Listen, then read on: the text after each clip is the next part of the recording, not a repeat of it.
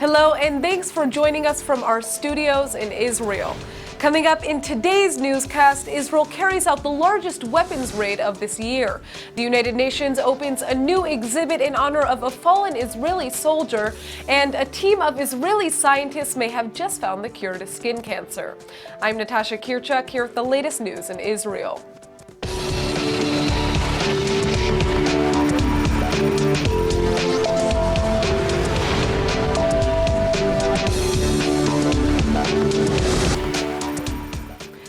In what's said to be the largest raid of the year, Israeli security have busted a weapons-making factory in the West Bank. This morning, 54 weapons were confiscated and 2 Palestinians were arrested.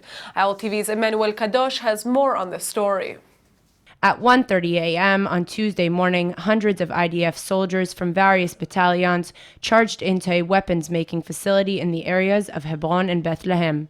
The operation was led by the IDF Judea and Samaria Division in cooperation with the Shin Bet and Border Police. Violent disturbances accompanied the operation, but no one was injured. Among the seized weapons were 22 laths on trucks as well as 54 weapons. Of the seized weapons, 39 were handguns, 6 were snipers, 4 were hunting rifles, and 1 was an air rifle. The IDF arrested 2 Palestinians who were suspected to be the leading owners and operators of the factories. According to a senior officer in the division, these merchants were not affiliated with terror organizations, leaving their activities to be financially motivated. These weapons join the other 350 weapons and 30 laths that have been confiscated starting earlier this year in the West Bank, not to mention the 140 suspects that have been arrested due to their involvement with the sale and creation of weapons. The IDF is confident there are many more weapons that remain in the West Bank.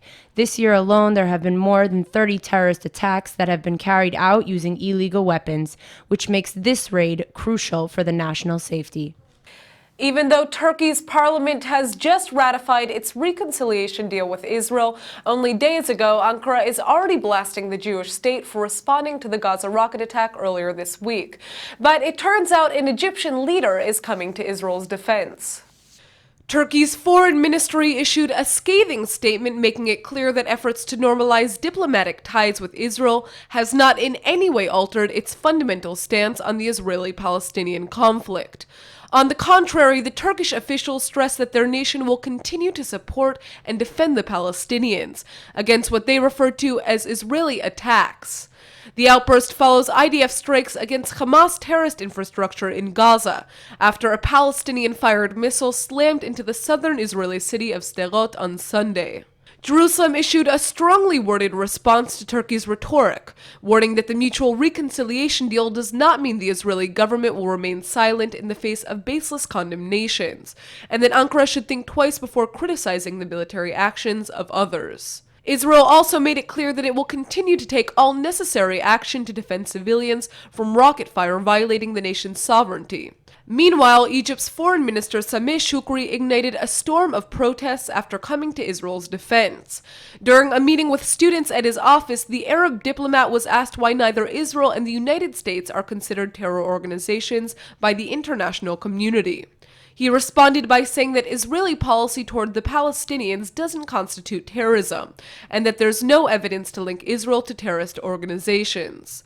He then added that given Israel's history, it has strong concerns regarding its security. A Hamas spokesperson in Qatar has denounced those comments in a Twitter post, writing that he who does not see the crimes of the Zionist occupation as terrorism is blind. The Israeli Air Force has struck a military target near Quneitra in Syria in response to mortar fire that landed in Israel last night. Israeli jets scrambled into the air when the mortar round hit a minefield on the Israeli side of the Golan Heights, close to the security fence with Syria. No damage was caused and no red alert sirens sounded when the mortar breached Israeli territory. According to a military official, the explosion was apparently caused by a stray shell fired during fighting in Syria. Israel maintains a policy of holding Damascus responsible for all fire from Syria into Israel, regardless of its source. Donald Trump has been a controversial candidate from the very start, but will all of the media attention surrounding the candidate fail him in November?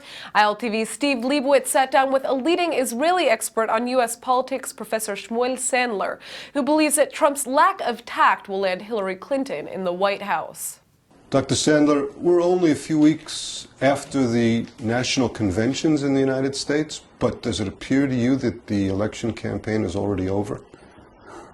It's very difficult to decide to say in August what's going to be in November. However, as it stands today, it seems like Hillary will be elected as president, because not so much because of her accomplishments, but more because of mistakes that Mr. Trump has made. You don't agree with him that it's the media that's out to get him? You think it's his own? It's always go against the media. It's always easy to blame the media. But eventually, I mean, practically what happened is that statements that helped him in the primaries work against him now as we're getting closer to the national election, to the real thing. It's a problem with the primary system in the United States? It is a problem. It's not only there, also here in Israel we have problems with the primaries. If you look the lists in Israel, for instance, that did not go through primaries are much more impressive than the Likud and the Labor lists where they had primaries, because the head of the list chooses very accomplished people. In the primaries, it's more the masses. So it is a problem, and especially when doesn't have to be a relationship between who votes in the primaries and who will vote and how you're going to vote in the national elections. So people are not committed. You can vote one way and bring up not the candidate that you're going to vote for in the primaries. And it's a problem. I mean, democracy is facing now more and more problem of primaries, and I don't know how we shall overcome it. I was recently in the state of Ohio, which is considered a swing state, one that's crucial for Trump if he's going to win the election. And I was shocked that I couldn't find anybody, and I was in a group of football lovers, not the Jewish community, and I couldn't find people supporting Trump. His problems may be much deeper, perhaps. Yeah, that doesn't mean, because there's a phenomenon we know about, that people are embarrassed to say they're going to vote for somebody when he is not looked well and by the press, and everybody we can blame the press, but ultimately they're going to vote for him. We have similar phenomena here, and that's why we are always mistaken by the but you don't think that's the case now? You don't think I don't think it's as bad. I don't think it's as bad as you said, that nobody will vote for Trump, but he has a problem. Undoubtedly Trump has a problem, and if he fails, it's going to be his own failure. Not in the beginning he tried to blame the party, now he blames the press, but it's his own failure. I noticed that a lot of time was being given to the libertarian candidates, who are both former governors. They're actually rising slightly in the polls, not to the point that they can win the election, but can they harm the Trump candidacy? Undoubtedly. I know many colleagues who would vote Republicans who say they're going to vote for the libertarian candidate, not because they believe that he's going to make it, but they can't bring themselves to vote for a Democratic leader, but so they're going to go for the Libertarian. But they're not going to vote for Trump. That's what they told me. Dr. Shmuel Sandler, thank you so much for being with us today at ILTV. Thank you. The United Nations is about to open a new exhibit that will feature the drawings of a fallen Israeli soldier, whose body is still being held by Hamas in the Gaza Strip. Hadar Goldin was just 23 years old when he was killed in the 2014 war in Gaza. His unit was attacked during a failed ceasefire initiated by the United Nations, and the young Israeli soldier was killed and captured by Hamas in the surprise siege. Until today, his remains are being held by Hamas, and the terror group has refused to return his body to Israel.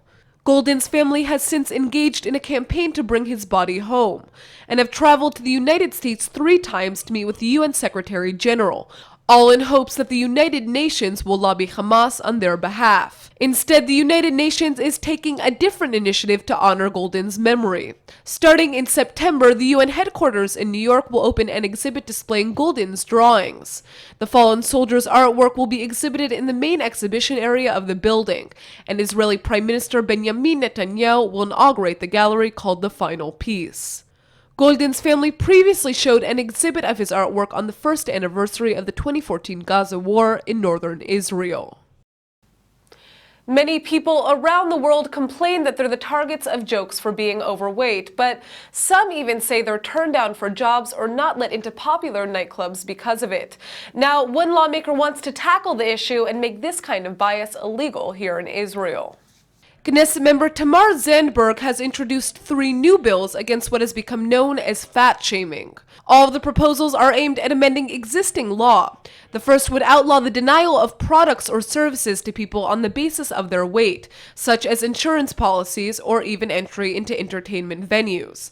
The second would make it possible for victims to file lawsuits seeking damages for being mocked or insulted, based on Israel's anti-defamation legislation. The Equal Employment Opportunities Law would also be updated to ensure that overweight citizens aren't passed over for jobs.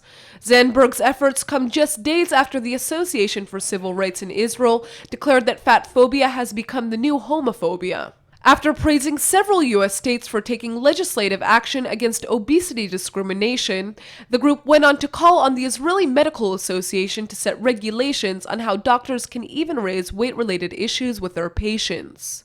The association provided witness statements alleging inappropriate comments from specialists in other fields, such as ear, nose, and throat physicians, who also felt compelled to instruct patients to lose weight. One patient reported that after being told by a dentist to not eat for half an hour following treatment, he went on to say, "But you'll probably find that difficult." Nowadays, it seems like Israel's main diplomatic challenge is the BDS movement, but the truth is that the Jewish state has always struggled with its international reputation. So how can Israel improve its image worldwide? Joining us today in the studio is a veteran diplomat for the State of Israel, Ambassador Itzhak Eldan, to discuss the changing face of Israel's diplomatic efforts. Thanks so much for coming in. Shalom, Natasha. Shalom. So I understand that in addition to having served as ambassador, you are also the president of the Ambassadors Club. Can you tell us about that? Sure. First of all, you mentioned that we have a problem of reputation. I don't think that it is a problem of a reputation. It's more a problem of image. We have a greater reputation in the world, by the way. In most parts of the world, Israel is known as a champion of science, a champion of culture, not champion in Olympics. We had only 2 medals, but we're getting there. We are champion of progress. Read today what Israeli doctors discovered to stop cancer, melanoma cancer. It's in our news show today, so keep on watching. Yes, so every day Israel delivered to the world fantastic news about things which can help humanity, which helped humanity. And what about the high tech? And what about the agriculture? So we have so much. So our reputation is fantastic. Yes, there is a problem of the territories, and yes, the settlements and so on. And next year will be a very, very important year. You know why? Why is that? Because 2017 will be the anniversaries of so many events. 100 years of the Balfour Declaration in November 2nd. Right, of course. 50 years of the Six-Day War, the reunification of Jerusalem, the anniversary, and the 242 resolutions, United Nations Security Council, this resolution which is still today the basis of solving the conflict. So next year will be a tough year. In addition to that, we have next month in September, the United Nations General Assembly starting with with attacks from the Palestinians and also with the international community trying to put on the table the French initiative supported by the Palestinian but rejected by Israel, because we prefer direct negotiations and not international conventions and gathering which will impose a solution on Israel. So tell us about how the Ambassadors Club itself the deals with some of these issues. Ambassadors Club is a result of my 7 years as a Chief of State Protocol. A Chief of State Protocol in Israel is responsible inter alia also of all the diplomats and to take care of them from arrival till they leave the country, about 4 years. I believe that it is very important to invest in those people who are 4 years in Israel. They are close to the reality, they live the reality. And I thought that it was not enough that those diplomats will be only in touch with official authorities, the Ministry of Foreign Affairs, other ministries. And when I quit the Ministry of Foreign Affairs in 2010, I decided to establish a club, non-official, totally independent, non-political, in order to take care of especially the ambassadors and their wives, and to offer to them activities, non-political activities, visits to Israel. I expose them to the Israeli public. I have a program, Meet the Ambassador. I organized days, special days, like the International Women Days on the 8th of March. I invited all the women ambassadors in Israel, and we have about 12 of them. I invited them on this special occasion. So can you talk to us about, as a former diplomat, why is there such a need to create additional platforms for diplomats to come here to Israel, and also Israeli ambassadors who are now retired to reach out to other parts of the world? It's because of what you mentioned today. Yes, we have a problem of image. Reputation is too much, but we have an image problem. But this is not new to Israel. This is not new to the Jewish people. Since the beginning of the Jewish people, we had the problem of image. When Abraham started with his monotheism, there was a problem of image. When Jesus continued with Christianity, there was a problem of image for the Jews. And when Moses started with his new laws and the Ten Commandments, what a problem of image we had at the time, when there was slavery and there was this, and suddenly the Jewish people brings to the world a new set of laws. So this is not new to us. But today, we take it very seriously, because we feel that there is a moment where the image problem can affect also your development, can affect the quantity of tourists that will come to Israel, and the tourists are the best ambassadors of Israel. So therefore, you must invest in that, not to exaggerate. Yesterday, the Director General of the Ministry of Foreign Affairs, Dori Gold, Ambassador Dori Gold, was in Africa. Maybe he's still there, meeting with leaders of countries, Muslim countries, who don't have relations with Israel. So we are succeeding to do things and to develop our countries and to make our country one of the best in the world, in spite of the image problem. But I continue to say, we must invest in that. It is a must for us and for our children and for the visage of Israel. So speaking of our children, I understand that you are also involved in a school for young ambassadors for Israel. Tell us about this school. Why is it important to train young ambassadors for Israel? See, the world is changing. All the time it's changing. We live in the global village now. And the Israelis, because of the conflict, used to live in the area, in Israel, with enemies around, and only with the sea where they can take a boat or to take a flight overseas. And so the psychology of the young generation of Israel in the beginning were of a people besieged, and this was what they knew. And we have the conflict, and that's all. And then there is the Middle East, and that's all.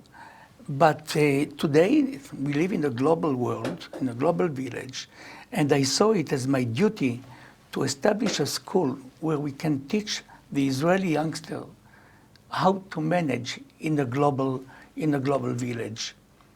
and which is much different than what they knew before. And today, with the communication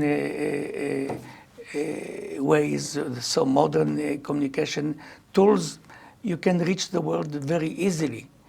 So our goal is to raise generation of Israeli youngsters, age 15, 17, to know how to manage themselves in the global village and to have this kind of international orientation so that they can live in a global village. We take them abroad. After the 2 years course, we take them abroad to all the capitals of Europe. And now we will start with China, and next year also to the United States. This is very important because we are small people still, 6.5 million, and with the Arabs, 8 million. And by the way, in my school, you have Arabs and Druze and Jews, and religious, non-religious. It is a school which is all over the country, dispersed in 100 schools. So these are groups of youngsters dispersed in all the countries, and they have this 2 years course to become young ambassadors. Well, hopefully this is going to brighten the future of Israel, having trained such, young people to be able to represent the country throughout the world. It's really very important. One day, some of them might become ambassadors. Look how they are happy when they are abroad representing Israel in different European capitals.